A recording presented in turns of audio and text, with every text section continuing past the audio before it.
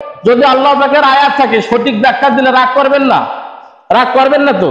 হ্যাঁ, এইখানে দেখেন ফালা ইসরুফ ফিল কাতলি, বহুবার এটা পড়ি, আমি রিসার্চ করে দেখেছি বহু কিতাব থেকে নিয়ে। ফালা ইসরুফ ফিল কাতলি, যার অর্থ হলো অন্যায়ের শাস্তি নিতে যাইয়া বাড়াবাড়ি করা যাবে না। বিগত সরকার এক বাপের হত্যার প্রতিশোধ নিতে যাইয়া কতগুলা মানুষকে হত্যা করেছে, ঠিক কিনা? এখনো শেখ মুজিবুর হত্যাকারী আপনার শরীফুল ইসলাম ডালিম লিবিয়াতে জীবিত আছে, এটা জানা আছে আপনাদের? আমি নিজে লিবিয়াতে তার বাড়ি দেখে আসছি। লিবিয়াতে মাত্র 2টা বাংলা পোস্টার আছে, 2টা বাংলা পোস্টার। একটা বাংলাদেশ দূতাবাসে আছে, লিবিয়ায় বাংলাদেশ দূতাবাসে আছে একটা, আরেকটা আছে এই শরীফুল ইসলাম ডালিমের বাড়ির উপরে। প্রথমে ইংলিশে আছে, তারপরে আরবিতে, তারপরে বাংলাতে আছে। এই 2টা চোখে পড়েছে আমার মাত্র। আমার মনে হয় না যার কোনখানে 2টা বাংলা কি বলে আপনার সাইনবোর্ড মানে কোনো সাইনবোর্ড পাওয়া যাবে। বাংলা সাইনবোর্ড লিবিয়ায় 2 জায়গায় আছে। শরীফুল ইসলাম ডালিম লিবিয়ার সেনাবাহিনীর যে ট্রেনার, তিনি তাদেরকে ট্রেনিং করান। এত বড় একটা মানুষকে খুঁজে পাওয়া যাচ্ছে না। আর ছোট্ট একটা পিঠালি, পৃথিরাজ পিঠালি পৃথিবীর কোন জায়গায় আছে এটাকে বাহির করার মতন যন্ত্র এই জমিনে আছে না নাই? পৃথিবীতে আছে না নাই? কিন্তু মূল বিষয় না, শরীফুল ইসলাম ডালিমকে থাক, সে ওইখানে আওতা থাক।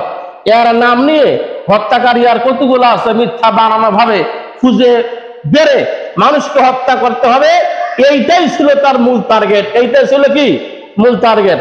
আমি করজোর করব আমার জামাতের সম্মানিত মুসল্লিবৃন্দ, আমার কোরআনের আলোচনার সম্মানিত শ্রবণকারীরা, করজোর অনুরোধ করবো, আমরা মুসলমান, আমরা কি আমরা মুসলমান, ত্যাগ তিতিক্ষা আমরা স্বীকার করব, এতে কোনো সমস্যা নেই। আমরা ত্যাগ স্বীকার করতে আমরা রাজি আছি, কিন্তু ইসলাম থেকে দূরে সরে গিয়ে মুরতাদ হতে আমরা রাজি নাই, ঠিক কিনা?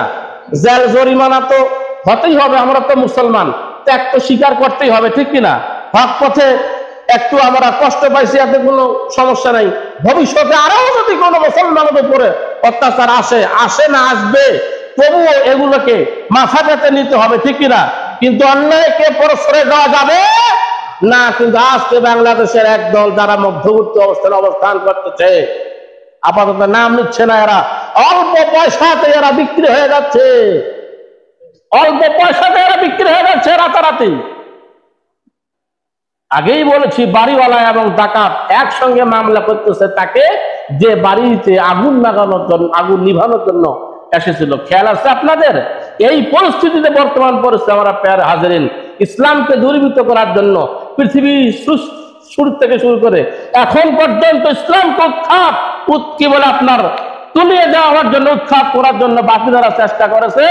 আমরা মুসলমান যদি শক্তিশালী না হয়, ইসলামকে যদি আমরা মহব্বত না করি, কোরআনের সঙ্গে যদি আমাদের সবক না থাকে, তাহলে ইসলাম ধ্বংস হবে, ঠিক কিনা? এই জন্য আল্লাহ রাব্বুল আলামিন আমাদেরকে সবাইকে মওজুদ দেয় ইসলামের উপরে, কোরআনের উপরে, কোরআনের ভালোবাসা, রাসূলের তরিকার উপরে যেন আমরা মৃত্যুর পূর্বক্ষণ পর্যন্ত থাকতে পারি। আর বলে যে আল্লাহ শত অত্যাচার, নিপীড়ন, জ্বালাতন সহ্য করতে রাজি আছে, আল্লাহ বাতিলের কাছে মাথা নত করতে রাজি নাই। 1 লক্ষ না, 50 কোটিও যদি যায়, আল্লাহ আমরা মুসলমান বিক্রি হইতে রাজি নাই, ঠিক কিনা?